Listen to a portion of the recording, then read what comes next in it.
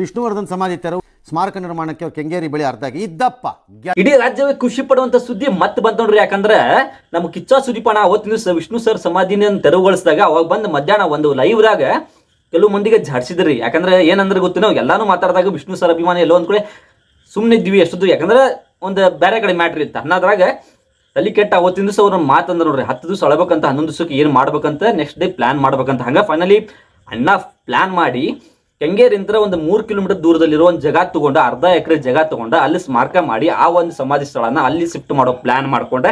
Finally ಇಡೀ ರಾಜ್ಯವೇ ಖುಷಿ ಪಡುವಂತ ಸುದ್ದಿ ನೋಡ್ರಿ. ಯಾಕಂದ್ರೆ ಅದಕ್ಕೆ ನೋಡ್ರಿ, ಯಾಕಂದ್ರೆ ಬಿಗ್ ಬಾಸ್ ನೋಡೋದು ಯಾಕಂದ್ರೆ ಅರ್ಥ ಗರ್ಭಿತವಾಗಿ ಮಾತಾಡ್ತಾರೆ. ಯಾಕಂದ್ರೆ ಅವ್ರ ಇನ್ನೊಂದು ಪಟ ಏನೋ ಮಾತಾಡ್ಬೇಕು ಅಥವಾ ಇನ್ನೊಂದು ಖುಷಿದಾಗ ಮಾತಾಡ್ಬೇಕು ಅದು ಇನ್ನೂ ದುಃಖದಾಗ ಮಾತಾಡಂಗಿಲ್ಲ. ಅವ್ರು ಮಾತಾಡೋದು ಅಬ್ಸರ್ವ್ ಮಾಡ್ರಿ. ಯಾಕಂದ್ರೆ ಪ್ರತಿಯೊಂದನ್ನು ಕ್ಯಾಲ್ಕುಲೇಷನ್ ಮಾಡಿ ಮಾತಾಡ್ತಾರೆ. ಯಾಕಂದ್ರೆ ಅವರೊಂದು ಸೆಲೆಬ್ರಿಟಿ ರೀ. ಯಾಕಂದ್ರೆ ಪಟ ಏನೋ ಮಾತಾಡಕ್ ಬರಂಗಿಲ್ರಿ.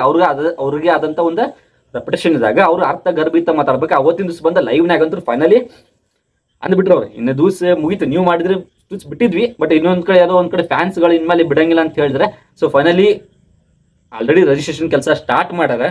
ಅದಂತ ನೋಡಿ ಇಡೀ ರಾಜ್ಯವೇ ಖುಷಿ ಪಡುವಂತ ಸುದ್ದಿ, ಸ್ಪೆಷಲಿ ಫಾರ್ ವಿಷ್ಣುವರ್ಧನ್ ಫ್ಯಾನ್ಸ್ಗೆ ಭಾಳ ಖುಷಿ ಪಡುವಂತ ಸುದ್ದಿ ನೋಡ್ರಿ. ಯಾಕಂದ್ರೆ ಮೊದ್ಲಿಂತ ನಾವು ಅದೀವ್ರಿ ಅಣ್ಣನ ಜೊತೆ ಸುದೀಪಣ್ಣನ ಜೊತೆ ಮೊದ್ಲಿಂತ ಅದೇವಿ ವಿಷ್ಣುದಾದ ಫ್ಯಾನ್ಸ್. ಸೊ ಇಲ್ಲ ಒಂದ್ ಕಡೆ ಸೊ ಫೈನಲಿ ಅವತ್ತಿನ ದಿವಸ ಬಂದು ಲೈವ್ದಾಗ ಮಾತಾಡಿ ಅದನ್ನ ಸಕ್ಸಸ್ಫುಲಿ ಕಂಪ್ಲೀಟ್ ಮಾಡ್ಕೊಂಡು ಆಲ್ರೆಡಿ ರಿಜಿಸ್ಟ್ರೇಷನ್ ಇದು ಮಾಡತ್ತಾರೆ. ನೆಕ್ಸ್ಟ್ ಲವ್ ಯು ಅಣ್ಣ ಬಿಗ್ ಬಾಸ್ ವೇಟ್ ಮಾಡತ್ತೀನಿ. ಫೈನಲಿ ಬಿಗ್ ಬಾಸ್ ಒಂದು ಬಂತಂದ್ರೆ ಫೈನಲಿ ಇನ್ನೇನು ಕೆಲವೇ ದಿನಗಳಲ್ಲಿ ಬಿಗ್ ಬಾಸ್ ಸೀಸನ್ 12ಕ್ಕೆ ಬರಾತರ ಕಿಚ್ಚ ಸುದೀಪಣ್ಣ. ಇಡೀ ರಾಜ್ಯವೇ ಖುಷಿ ಪಡುವಂತ ಸುದ್ದಿ. ಇನ್ನು 3 ಮಂತ್ಸ್ ಅಂತ ನಾವು ಪ್ಲಾನಿಂಗ್ ಮಾಡೀವಿ, ಬಟ್ ಬಿಗ್ ಬಾಸ್ ಏನು ಶೆಡ್ಯೂಲ್ ಮಾಡಿತ್ತು 5 ತಿಂಗಳು ಅನ್ನತ್ತಾರೆ. ಬಟ್ 5 ತಿಂಗಳು ಅಂದ್ರೆ ಭಾಳ ಓವರ್ ಆಗ್ಬಿಡ್ತೈತಿ, ನೋಡಕ್ ಆಗಲ್ರಿ. 3 ತಿಂಗಳು ಸಾಕ್ರಿ. ಅದಕ್ಕೆ ಆದಂತ ಒಂದು ಮೊದ್ಲಿಂತ ಏನ ಒಂದು ಹಾಕೊಂಡ್ ಬಂದ್ರಲ್ಲ 3 ತಿಂಗಳು ಅಕ್ಟೋಬರ್ ನವಂಬರ್ ಡಿಸೆಂಬರ್ ಮಾಡ್ಕೊಂಡು ಫೈನಲಿ ಜನವರಿದಾಗ ರಿಸಲ್ಟ್ ಅನೌನ್ಸ್ ಮಾಡ್ಬಿಡ್ತಾರೆ. ಅದೊಂದು ಚಂದ ರೀ. ಎಲ್ಲ ಒಂದ್ ಕಡೆ ಬಿಗ್ ಬಾಸ್ ಮತ್ತೆ 5 ತಿಂಗಳು ಮಾಡಿ ಇಡೀ ಅರ್ಧ ವರ್ಷ ಅದ ನೋಡ್ಕೊಳ್ಳೋದು ಬೇಡ. ಒಂದು 3 ತಿಂಗಳು ಕರೆಕ್ಟ್ ಐತಿ. ಅದಕ್ಕೆ ಹೇಳ್ತೀನಿ ಬಿಗ್ ಬಾಸ್ ಸಂಬಂಧ ಯಾರೆಲ್ಲ ವೇಟ್ ಮಾಡತ್ರಿ ಕಮೆಂಟ್ ಮಾಡಿ ಲೈಕ್ ಮಾಡ್ರಿ. ಸೊ ಕಿಚ್ಚ ಸುದೀಪಣ್ಣ ಲಿಟ್ರಲಿ ಹೇಳ್ತೀನಿ ಒಂದು ಹ್ಯಾಟ್ಸ್ ಆಫ್. ಅದಕ್ಕೆ ನಾನು ನಿಮ್ಮನ್ನ ಇಷ್ಟಪಡೋದು ಇಡೀ ರಾಜ್ಯವೇ ನಿಮ್ಗೆ ಇಷ್ಟಪಡೋದಪ್ಪ ಅಂದ್ರೆ ಒಂದು ಮಾತಾಡೋ ಟೈಮ್ನಾಗ ಒಂದು ಅರ್ಥ ಗರ್ಭಿತವಾಗಿ ಮಾತಾಡ್ತೀರ. ಹಂಗೆ ಏನೋ ಮಾತಾಡ್ಬೇಕು ಅಥವಾ ಏನೋ ಟಕಾಟಾಗಿ ಮಾತಾಡ್ಬೇಕ ಇಲ್ಲ, ಕರೆಕ್ಟಾಗಿ ಏನು ಮಾಡ್ಬೇಕು ಅಂತ ಪ್ಲ್ಯಾನ್ ಮಾಡ್ಕೊಂಡು ಅದನ್ನ ಮಾತಾಡ್ತಿರಲ್ಲ, ಅದು ನೆಕ್ಸ್ಟ್ ಲೆವೆಲ್ ಅಂತ ಹೇಳಕ್ಕೆ ಇಷ್ಟಪಡ್ತೀನಿ.